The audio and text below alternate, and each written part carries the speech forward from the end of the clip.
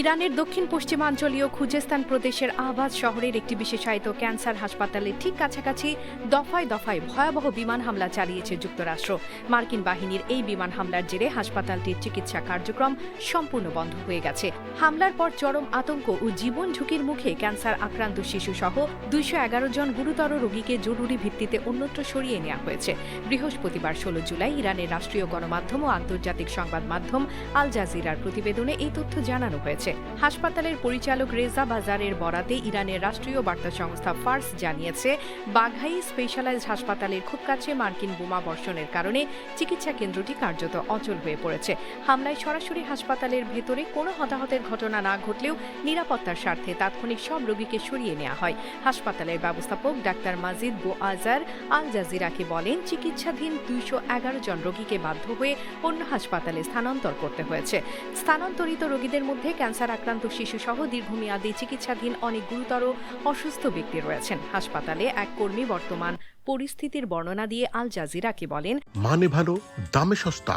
আজই কিনুন জাদু ডিটারজেন্ট পাউডার। আপনার কাপড় হবে ঝকঝকে পরিষ্কার। MK international company. হাসপাতালের আশপাশে ব্যাপক বোমা বর্ষণ হচ্ছিল। এখানে অত্যন্ত স্পর্শকাতর ক্যান্সার রোগী সহ বিশেষায়িত চিকিৎসাধীন ব্যক্তিরা ভর্তি ছিলেন। তাদের মধ্যে অনেকেই অক্সিজেন ও ভেন্টিলেটরের ওপর নির্ভরশীল। হামলার সময় কেউ শিশুকে কোলে নিয়ে, কেউ হাতে স্যালাইনের বোতল ধরে, আবার কেউ হুইল চেয়ারে করে জীবন বাঁচাতে হাসপাতালের বাইরে বেরিয়ে আসেন। এদিকে এই হামলার তীব্র নিন্দা ও প্রতিবাদ জানিয়েছে ইরানের পররাষ্ট্র মন্ত্রণালয়। মন্ত্রণালয়ের মুখপাত্র ইসমাইল বাঘাই সামাজিক যোগাযোগ মাধ্যম এক্স, সাবেক টুইটারে দেয়া এক পোস্টে এই হামলাকে বর্বরোচিত বলে উল্লেখ করেন। তিনি বলেন, স্বাস্থ্যসেবা প্রতিষ্ঠানের উপর মার্কিন এই হামলা মূলত গাজায় ইসরায়েলি বাহিনীর বর্বরোচিত হামলার কথাই মনে করিয়ে দেয়। এই কাপুরুষোচিত হামলার কারণে কেমোথেরাপি নিতে আসা 211 জন রোগীকে চরম ভোগান্তি ও আতঙ্কের মুখে পড়তে হয়েছে। এই প্রতিবেদন লেখা পর্যন্ত হাসপাতাল খালি করার ঘটনায় যুক্তরাষ্ট্রের পেন্টাগন বা হোয়াইট হাউসের পক্ষ থেকে কোনো আনুষ্ঠানিক প্রতিক্রিয়া জানানো হয়নি। হামলার মূল লক্ষ্যবস্তু হাসপাতালটি ছিল কিনা সে বিষয়ে ওয়াশিংটন কোনো স্পষ্ট মন্তব্য করেনি। তবে মার্কিন সামরিক বাহিনী নিশ্চিত করেছে যে তারা ইরানের অভ্যন্তরে নতুন করে এক দফা বিমান হামলা চালিয়েছে। ইরানের স্থানীয় গণমাধ্যমগুলো জানিয়েছে, হরমুজ প্রণালীর কাছে কেশম দ্বীপের পাশাপাশি বন্দর আব্বাস ও চাবাহার এলাকায় শক্তিশালী একাধিক বিস্ফোরণের শব্দ শোনা গেছে।